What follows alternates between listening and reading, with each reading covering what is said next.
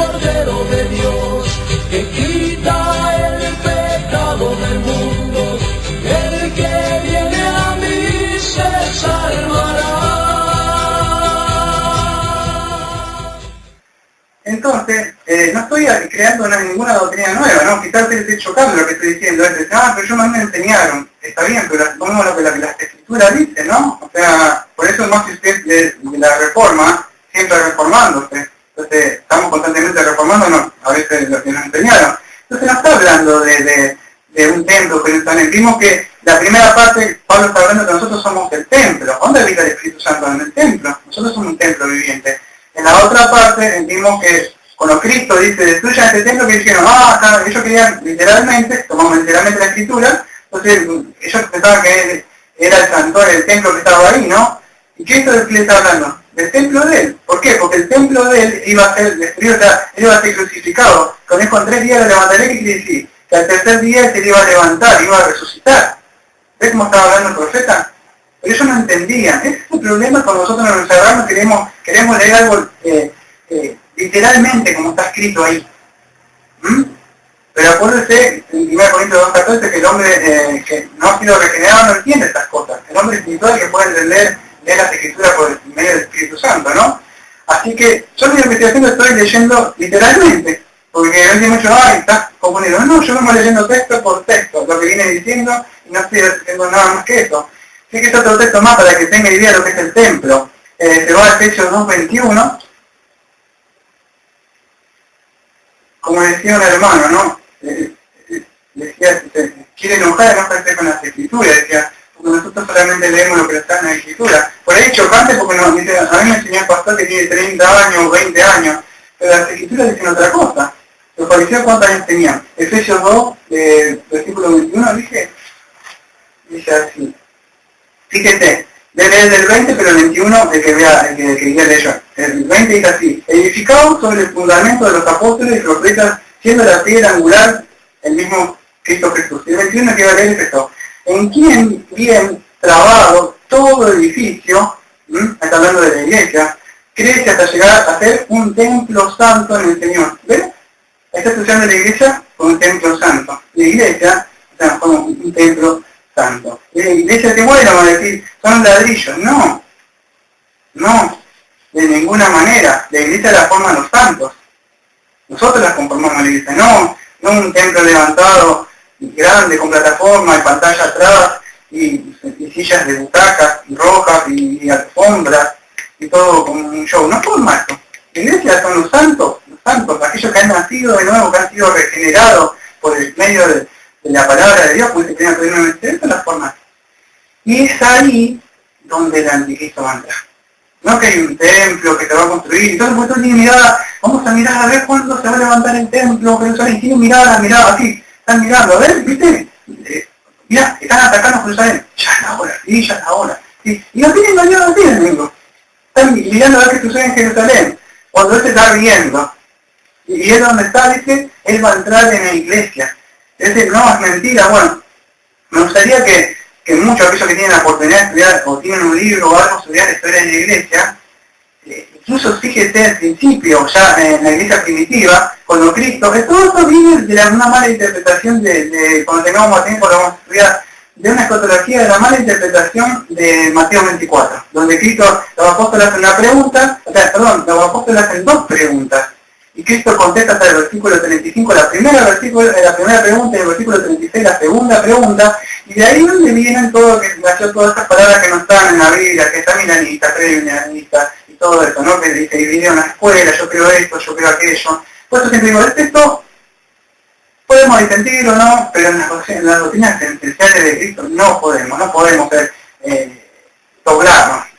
Tenemos que estar firmes y parados, inamovibles. En esto, como me puedo equivocar o no, yo creo firmemente, de verdad, en esto que estoy leyendo. No creo que va a 7 años, que va a haber allá, creo que ya el espíritu del anticristo ya está, y se voy a comprobar por medio de las escrituras, por medio de la iglesia. Fíjate cuando este espíritu empezó a moverse, Cristo dijo que le iban a perseguir, ellos murieron a la espada, Santiago murió, la cabeza de Pablo rodó.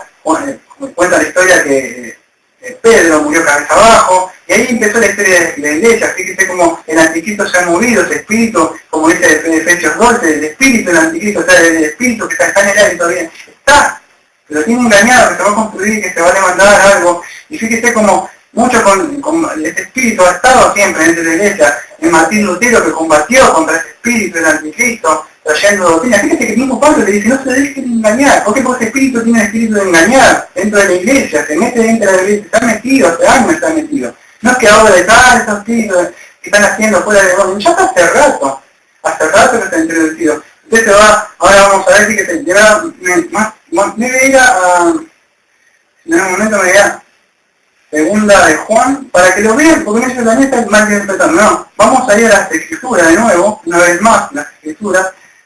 Me parece que es en primera de Juan 2.18, sí, que te voy a tratar de leerlo lo que más puedo literalmente. O sea,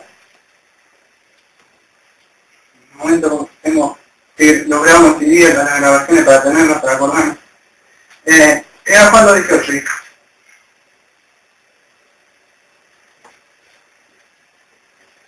Primera de Juan 2.18, dice así: hijito, esta es la hora postrera, y así como oíste que el anticristo viene, así han surgido muchos anticristos, por lo cual sabemos que es la hora postrera. Salieron de nosotros, pero no eran de nosotros, porque si fueran, hubieran sido los nuestros, hubieran permanecido con nosotros, pero salieron para que fueran manifestados, que no todos son los nuestros.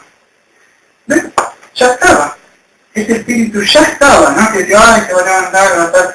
Ese espíritu, el espíritu, ya estaba, dice, se ha levantado, ya se había levantado ese espíritu en ese tiempo. Viene un apunte, mire que tengo, ustedes lo pueden conseguir, aquellos que quieran, lo pueden encontrar en un comentario de Moody, en 1 de Juan 2.18, en adelante, lo voy a tratar de leer lo más textualmente para que vea que no soy el único, o sea, fíjate. Es así, versículo 18, anticristo, o anticristo, como vimos anterior que dice en el griego, ¿no? Fíjese, Juan emplea este término, aquí está el versículo 22, fíjese, en el 4.3.2, segunda de Juan, que vimos que le dije, segunda de Juan 1, versículo 7, fíjese, este versículo solo Juan afirma la presencia de muchos anticristos en su propio día, y prevé la venida del anticristo en el día futuro, tal como lo describe en Apocalipsis 13:9. Bueno, anti significa opuesto, esto ya lo hemos visto, ¿te acuerdas? Anticristo. Así que un anticristo es como que se opone a Cristo, bajo la apariencia de Cristo. Poseen fuerzas satánicas, sobrehumanas, pueden formar parte de la asamblea cristiana en el exterior, enseñan falsas doctrinas.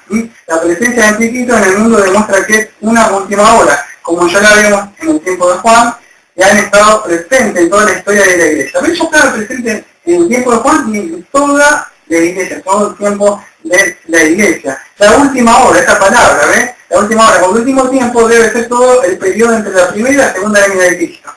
Acá donde muchos hermanos empezamos no a pelear, pero a disentir, yo creo esto, yo creo aquello. Y bueno, está bien. Yo creo que sea la venida de esta, por lo menos yo creo que es entre la primera venida de Cristo y la segunda venida de Cristo, es el proceso donde el anticristo ya está obrando. Fíjese, vean muchos hermanos de la sana doctrina que han estado como el anticristo siempre, que se ha levantado un hermano a enseñar la verdadera doctrina. Muchos se levantan, no, así no es. Fíjese John Hus, fíjese cuando John Bunyan, ¿cuántos años estuvo? De 2 o 3 años encerrado en la cárcel. Y fíjese que el espíritu anticristo siempre era... John Hus, me quedó también, fue quemado. Él decía, si ustedes me demuestran por las escrituras, yo estoy todo para cambiar, antes que Martín Lutero surgiera, los primeros reformadores. Siempre que se va a levantar un hermano, querer predicar, siempre van a haber un espíritu de anticristo que está en la iglesia que se va a querer levantar. Este espíritu ya está vigente, está latente. No es que... pasa que acá el problema es que cuando Pablo dice... está hablando de una persona, como vimos en la clase anterior, vimos que hablaba de una persona, dice, el hombre de iniquidad. Ahí viene el problema, hermano, como dice, el hombre de iniquidad, está hablando de un individuo.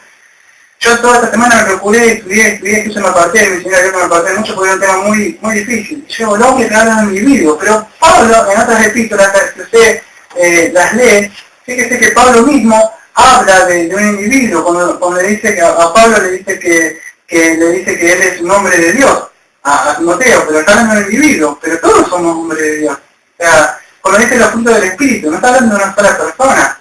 Cuando dice los frutos del Espíritu, está hablando de todos los hermanos.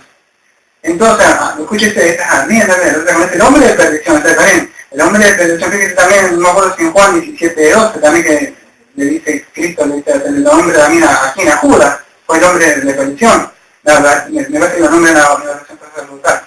Y ahí también, pero ese espíritu que tuvo en Judas, ha estado siempre, ha estado en Herodes, ha estado en todos lados, ha estado en la antigüedad, en Éxodo, en el rey, hasta recuerdan cuando estaba Moisés, y todo ese espíritu siempre está movido. Este espíritu viene, para que usted tenga una idea, este espíritu viene ya de Génesis 15, donde hay una simiente, hay dos simientes, está la simiente de Dios y está la simiente de Satanás.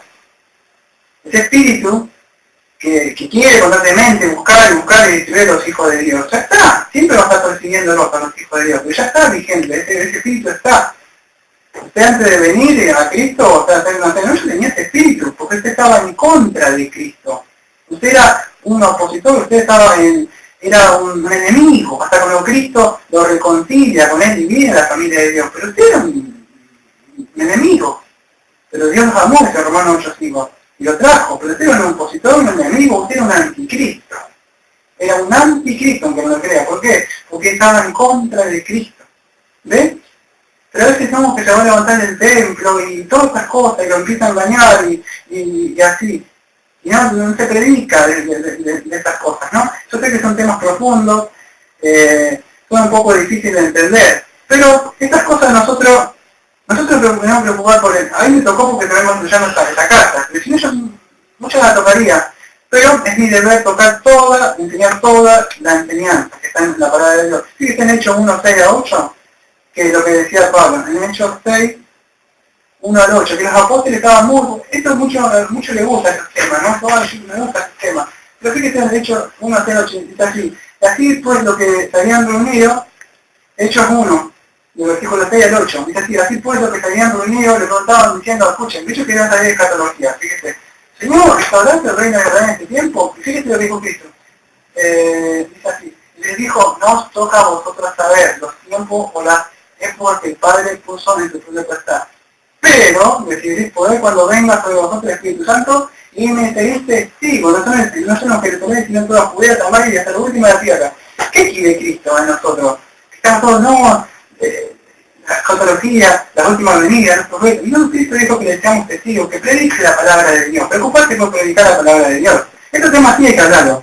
Pero tu deber es que Cristo te dio tu Santo Espíritu para que le seas testigo, prediques, le enseña a la gente la depravación total del hombre que está en pecado, que necesita alguien que lo reconcilie, la justificación. Preocupate en crecer en la doctrina de la gracia.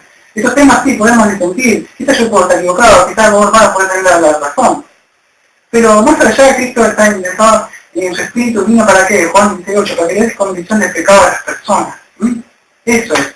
Después estos temas, bueno, podemos pensar, no, quizás me equivoco, con el Cristo, aclarar todas estas cosas, no estamos acá para pelear con las personas, pero sí, yo creo que es esto lo que estoy leyendo, fíjese que en la antigüedad estaba Antíoco de Epifanes, ya había entrado.